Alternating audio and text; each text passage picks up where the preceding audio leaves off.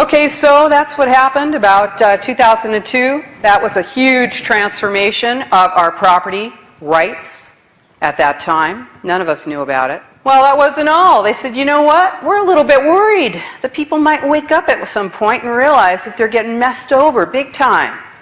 So we want to do something to kind of, work them over a little bit. We want to kind of get them on board with us a little bit, but we don't want to get them hip. We just want to placate them. We want to make them feel okay about losing their rights. So the President's Council on Sustainable Development did something else. They commissioned a book. It's called Sustainable America, A New Consensus. A new consensus. Now, of course, consensus, if you've got a dictionary, you know that consensus means agreement of all parties.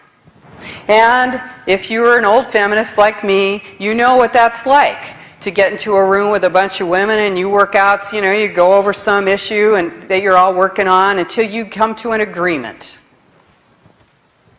And it might take you a whole night, it might take you days.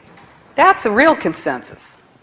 But the new consensus, that's neutralization of the opposition.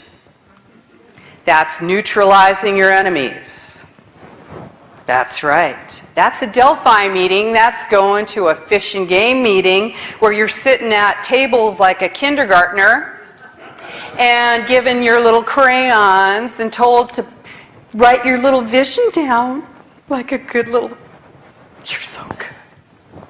You're so good. What do you mean you don't like it? What? You don't like it? Did you see that? He doesn't like it. Well, we're going to have to work on you because you're really messing up. I mean, don't you understand that this isn't about you as an individual? This is about Bambi being able to get together with Bambo. How could you possibly? That's a Delphi meeting. Consensus, the new consensus, is neutralizing your enemies. And you know what? Communitarianism is using peer pressure. Using peer pressure to come down on anybody who stands up and says, this is wrong. And you know what you need? You need enough people that they can't pull that on you. That's why we need everybody.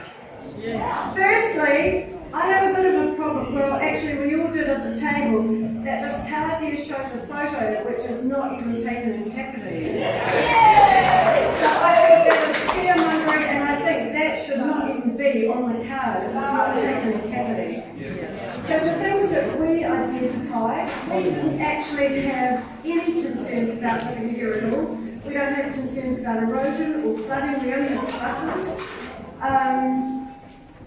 We think that the science that's been used is scaremongering.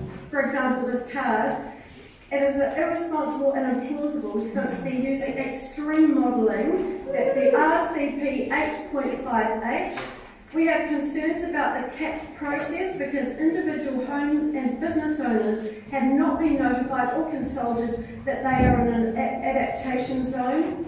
We feel it is a predetermined outcome. Over 1,000 properties have already been identified for managed retreat in Northern Kapiti. The community did not agree that ratepayers' money... Are you trying to shut me down?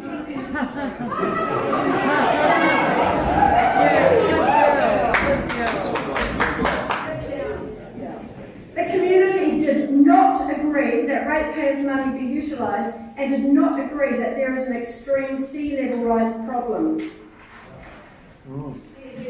People would not buy here and live here if they ever thought that there was a problem, because there's not. It is all scaremongering.